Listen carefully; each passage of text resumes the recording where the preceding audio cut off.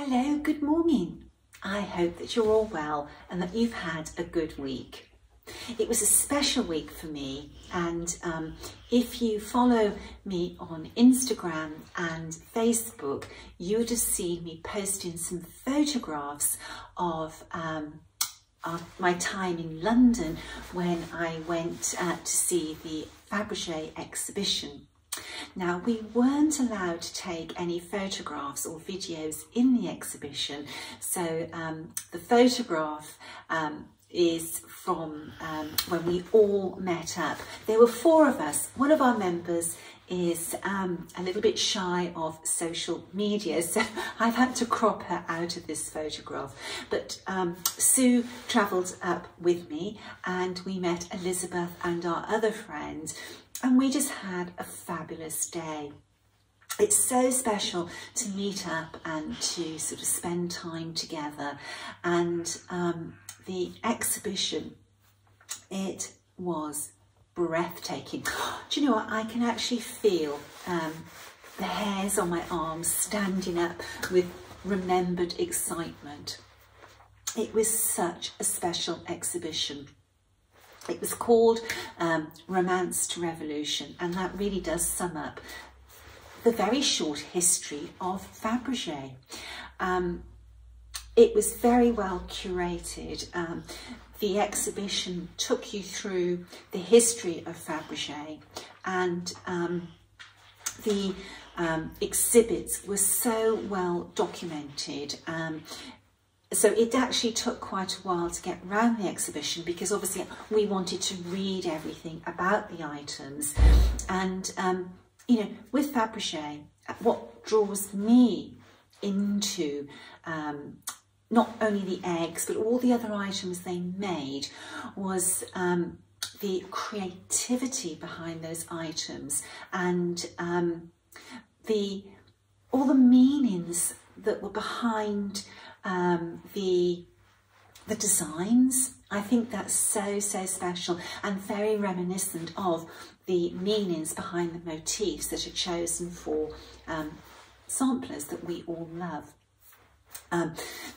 The exhibition took you through the history of Fabergé, and you know, eventually you got to the Revolution and War, and that was a very sort of dark black area. And then when you left that, you went down a corridor and you came out into a room that was black but had these beams of light going down onto the most amazing, breathtaking, there are no words to describe the eggs that were on display.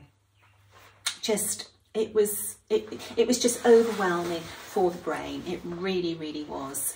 A fabulous exhibition. It is sold out in London. I don't know if this exhibition is going to be going elsewhere, but if ever you do get the opportunity to view Fabergé eggs, or whether it was jewellery or animal ornaments or whatever, grab it. It was fabulous. There is an exhibition book. I bought this book before the exhibition because I do like to read about things I'm going to see, because I feel I get that much more out of the exhibition then. But I'm actually going to go back through this book now, focusing on some of the items that really got me in there. This book was greatly reduced in the Victoria and Albert Museum shop. The V&A shop is a good one. You'd be surprised what you can get in that shop, and it is online as well. So go and have a look. And this book is well worth getting if you're interested in Fabergé. I'm waffling now. Anyway, after the exhibition, we went and had lunch in the members' dining hall at the V&A, which is very beautiful. And it was a very long lunch. It was sort of like an afternoon dining session where we talked and talked, and a fabulous day was had by all. It was back home on Thursday. It was only a flying visit. I've managed to get stitching in this week, and Fanny is really progressing well. I've actually got to the top now. I've only got 2 butterflies to stitch, and then I've got to make this big decision about the border. And after reading everybody's comments last week, there was one comment that I really stopped and I thought about, and at the moment I'm actually favouring stitching this border exactly as Fanny stitched it, with all her mistakes, but I don't have to decide until later tonight. I think I'll get both of those butterflies done, and then I'm going to have to turn this corner or feed off this corner. So tonight is the crunch night to make a decision. She has caused me some sort of deep thinking. I might even change my mind again. I shall tell you next week. There must be something to do with Fanny's, because I've had another little sampler come, this time Fanny Hussey, this sampler reminds me a little of Ruth Gibb. Ruth's been a very, very popular sampler, but this Fanny, all her corners are different as well. She hasn't stitched one of them the same. She just sort of strayed from the pattern all the way around. I love a schoolgirl red sampler. It's very, very pretty. And this sampler actually came with the family history. So we are able to research Fanny even more. Richmond is in London, and on my journey this week, or my 2 journeys this week, I saw the signs for Richmond, and I think that maybe on another trip up to London this year, I might turn off at that sign and go into Richmond and maybe walk the area that Fanny lived. On my journey this week, I drove past Nailsea twice, and I had to stop and think about the beautiful Sophia Doggett from the Feller collection. Here she is, and we've reproduced Sophia. I wish we could actually find out just a little bit more about her, because again, it would be really lovely that, you know, when I pass Nailsea, I turn off and can just sort of explore a little bit more there and find out more information about Sophia. With Sophia, she has this beautiful motif in, and that really draws me in. That motif is so unusual, and it's really lovely to see that there are quite a lot of people stitching Sophia. Somebody's actually stitched Sophia over 1 and finished her. That is an amazing accomplishment. On my journey this week, I passed Bristol, and the Bristol Orphanage samplers, they are a favourite of mine. Again, not only because they're red, but because what these samplers meant to those little girls. Now, this is Claude and Clara Pinkernell, Hope and Love. And I was allowed to reproduce this sampler by Claudia Dutcher-Kitzler. The original sampler is in Claudia's collection. And though we've only issued this in PDF format because I issued it in lockdown, I do fully intend to release this one as a printed booklet in the near future. Magnificent sampler, and we know so much about Clara and Maud Pinkernell, and we've written about their history, you know, right up until their deaths. We've reproduced several Bristol samplers. We have Harriet Salt, and Harriet is a favourite. She is a very beautiful sampler, and Harriet is rather a special girl because Harriet actually stitched two samplers. She stitched a coloured sampler as well, and it's, you know, it's very special, and you can read about that on Harriet's webpage. We've also reproduced Louisa Collamore, which has been very, very popular since she was released. She is available as a printed booklet and as a PDF, and Louisa is a small Bristol sampler. So many of the Bristol samplers, they are huge when you stitch them because the originals were stitched on anything up to about 80 count. Louisa stitched her sampler on quite a low count linen, so she is actually really quite small. We also have Mary 395. I'm sorry about that. We actually have holiday cottages in our garden, and there was a holiday maker stood outside the window trying to attract my attention. They wanted a restaurant recommendation for lunch. Now, where was I? I think I was talking about Bristol Orphanage samplers. Another Bristol Orphanage sampler that we have reproduced is Mary 395.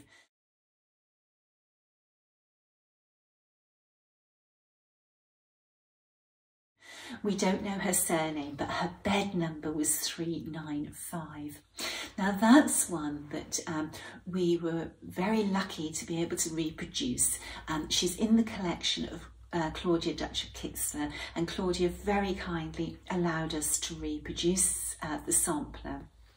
I'm going to be seeing Claudia in June at the Attic Needleworks Bristol weekend. Now, I talked about that last week, and a couple of ladies emailed me to say that they're going as well. So it's going to be great fun. There's a great gang of people going, and I do believe there's 1 or 2 places left if you would like to come as well. We're going to be releasing a new Bristol Orphanage sampler at that weekend. It was one that was stitched quite some time ago, but we've been waiting to release her at this weekend, which is, you know, a wonderful celebration of these very, very special samplers. I think that, you know, not only because they're red and that they were orphans, but there's just something about the fact that these girls predominantly stitched these samplers in their own time after a long day of schoolwork and chores, and the girls helped each other stitch these samplers. And when they were stitching them, you know, what they put into their samplers could determine their future. If their samplers were well stitched, you know, they could have got a slightly better job. You know, if you went to apply for a position in domestic service and you could show extremely good needlework, you may have got a higher position, as Harriet Salt did. Harriet Salt went as a lady's maid to a lady, and we know that Harriet was recognised that, you know, her needlework was of a high standard, hence the fact that she went on to stitch her second coloured sampler in silk. Also, if these little girls showed great diligence with their needlework, it showed that they were industrious and that they were diligent, and that could have made them stand out amongst the orphans so that they were earmarked for a position that was better than domestic service, such as a teacher or a nurse. And I think that's what makes this needlework so special, that it could have been very crucial to those girls' lives. We know that Louisa Collamore, when she left the orphanage, she was too ill to work, but eventually she went on to earn a living through her needle as an independent, self-employed dressmaker. When she died, she owned her own home. Quite an achievement for an orphan. Anyway, I'm starting to waffle now. this week it's been really nice to see so many people stitching Mary Wigglesworth. There's been quite a few posts on social media, both Instagram and Facebook, and I know that Jean at the Attic Needleworks is stitching Mary, and Jean has told me that she's getting a lot of pleasure out of stitching this girl. Well, I say girl, Mary was a mature woman of 58, but she was younger than me. I am now 59, even though I stitched this when I was 58, the same age as her. A beautiful sampler. This one is on an easel in my study, and I think it's going to remain on the easel where I can see her. I don't think I'll ever tire of looking at this sampler as I'm working in my study. Very, very pretty. I love the colours in this girl. This top band is amazing. It sort of sings. And yet there's not really very many colours in this sampler, but it's so vibrant, it's so rich in colour. I have one more sampler out to show you, and this is Anne Campion from Whitby. Now, Anne came with Fanny Hussey, and this sampler came with a lot of family history as well, and the style is Quaker, and Anne was descended from Quakers. I don't quite know if Anne was a practicing Quaker herself. I need to do some extra research, but I'm really looking forward to charting and stitching this sampler myself.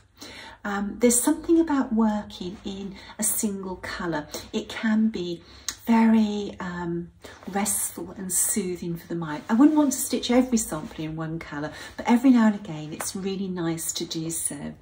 A little bit of thread loss on this sampler, but not too much. I think it really is only on the letter D. I loved how she stitched all her punctuation marks as well, including an exclamation mark and a question mark at the end. I like that very much. Pretty sampler. What else has happened this week? Well, most of it was taken travelling to London. It's a 6-hour drive. It's a long way, but Sue and I chatted the whole way, which made the journey go a lot quicker. In the week ahead, Ray's away. He's off on some, well, 2 golfing adventures actually. So I've got quite a bit of time, myself and the dogs, and hopefully if the weather's good, which I think it will be, we're going to do some massive walks, you know, some all-day walking. So I might be a little bit tired in the evening to stitch, but hopefully I will get some stitching in, finish Fanny, then I really must get back to a dear friend, which is sort of half stitched at the moment. I've got some new glasses. These are varifocals. Now, I'd spoken before about when I tried varifocals before, they made me feel quite nauseous. I felt as if I had this great big sort of abyss in front of me. But these, you know, when I mentioned that, so many people commented and they talked about different lenses, that I decided I was going to give them another go. I picked these glasses up on Tuesday and they have been a life changer. Almost straight away I settled into these lenses. I think that varifocals have probably moved on quite a bit since I tried them, and it's just been so lovely not to have glasses on, glasses off.